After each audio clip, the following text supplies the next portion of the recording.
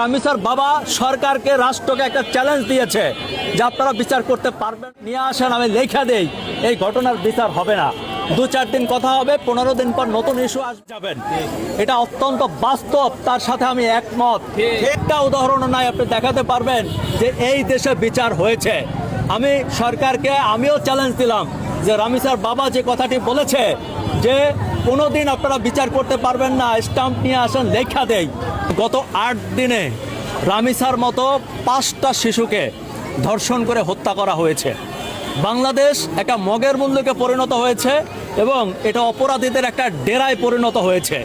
আপনাদেরকে যদি আরও জরিপ দেখাই যে দেখেন গত জানুয়ারি এবং ফেব্রুয়ারি 2 মাসে এরকম ঘটনা ঘটেছে 85টি। পৃথিবীর কোনো সভ্য দেশে এটা হওয়া সম্ভব বলে আপনারা মনে করেন? না।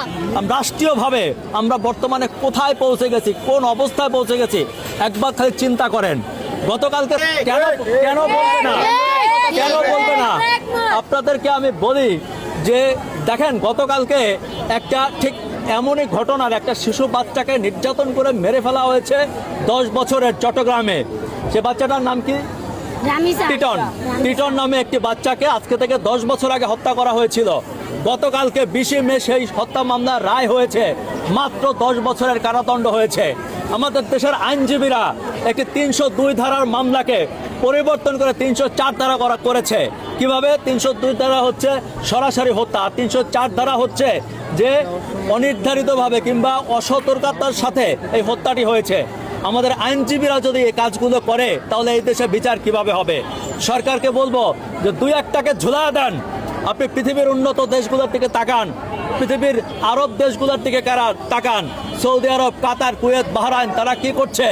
যারা নির্যাতন করছে, যারা ধর্ষণ করছে, প্রকাশ্যে তাদের লিঙ্গন করছে, ফাঁসিতে ঝুলিচ্ছে। বাংলাদেশে আমি চ্যালেঞ্জ করে গেলাম, একটা মানুষকে যদি প্রকাশ্যে ঝুলিয়ে দেওয়া হয় তাহলে এই দেশ থেকে এই শিশু নির্যাতন, শিশু বলাৎকার, শিশু ধর্ষণ, শিশু হত্যা চিরতরে বন্ধ হয়ে যাবে। একটা উদাহরণ নাই।